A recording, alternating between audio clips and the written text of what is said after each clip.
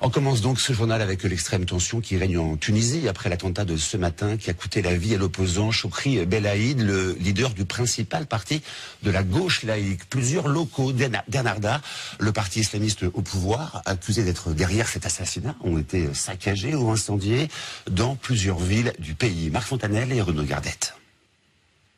Chokri Belaïd était assis à l'avant de sa voiture ce matin devant son domicile quand un mystérieux tireur est arrivé. Le leader de l'opposition politique est mort sur le coup de plusieurs balles tirées à bout portant. À l'hôpital, sous le choc, la femme de Chokri Belaïd hurle sa douleur. Le sang de son mari souille encore son pantalon. La famille de la victime accuse le parti islamiste Ennahda, majoritaire au gouvernement, d'avoir commandité l'assassinat. Je suis très inquiète pour notre avenir et pour nos enfants. Mon mari a donné sa vie pour notre pays. Le parti Ennahda veut contrôler l'ensemble du pays sans partage. Mon frère recevait des menaces de mort depuis longtemps. La dernière fois, c'était avant-hier par SMS. Des menaces, Chokri Belaïd en recevait aussi via Internet, comme cette vidéo publiée il y a plusieurs mois par des intégristes qui appelaient à le tuer. À 48 ans, cet avocat était une figure de l'opposition de gauche laïque. Démocrate, grand orateur, il a toujours critiqué les islamistes. Hier encore, il intervenait sur le plateau de la télévision tunisienne pour dénoncer la violence du mouvement Ennahda. Le président tunisien, aujourd'hui au Parlement européen, a qualifié d'acte terroriste le meurtre de son opposant majeur. C'est une menace, c'est une lettre envoyée mais qui ne sera pas reçue. Nous refusons cette lettre, nous refusons ce message. Au même moment, à Tunis, une foule compacte escortait l'ambulance transportant la dépouille. Les manifestants n'ont cessé d'accuser les milices liées à Ennahda. Les organisations islamistes qui nous dirigent sont terroristes. On ne peut plus discuter ou négocier. Ce gouvernement n'a plus le choix. Il doit démissionner, sinon on le chassera. En fin d'après-midi, la rue s'est embrasée. Des centaines de manifestants ont tenté d'ériger des barricades avant d'être chassés par la police.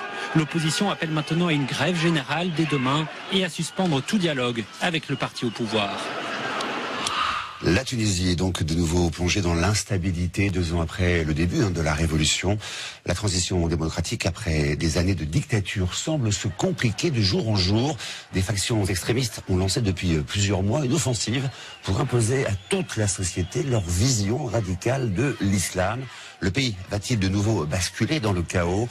Élément de réponse avec Adrien Nos. En janvier 2011, la révolution du jasmin chasse le président Ben Ali du pouvoir. 2 ans plus tard, la transition démocratique n'est toujours pas terminée. Les promesses de cette révolution semblent peu à peu s'être envolées. La Tunisie est une nouvelle fois au bord du chaos. La Tunisie se dirige-t-elle vers une nouvelle spirale de violence?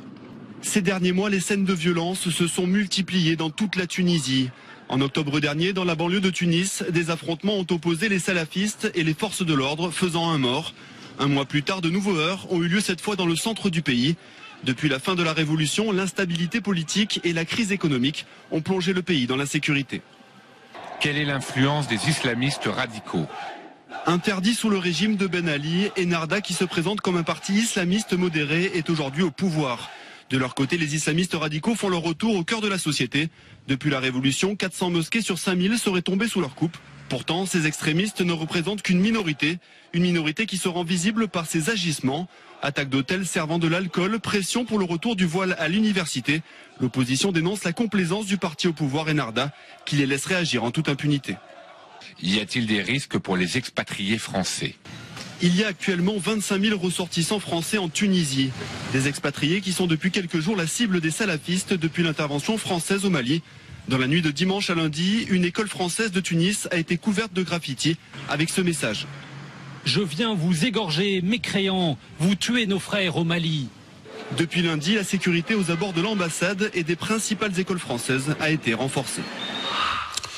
La France est préoccupée par la montée des violences politiques en Tunisie et appelle au respect des idéaux portés par le peuple tunisien lors de sa révolution. Notre phrase du jour est signée François Hollande qui a condamné cet assassinat et a rappelé que ce meurtre prive la Tunisie d'une de ses voies les plus courageuses et les plus libres. Fin de citation. Et ce soir à Paris, une centaine de manifestants se sont rassemblés près de l'ambassade de Tunisie pour exprimer leur colère. Ils accusent aussi le gouvernement d'avoir un lien avec cet assassinat politique et appellent à la démission du ministre de l'Intérieur.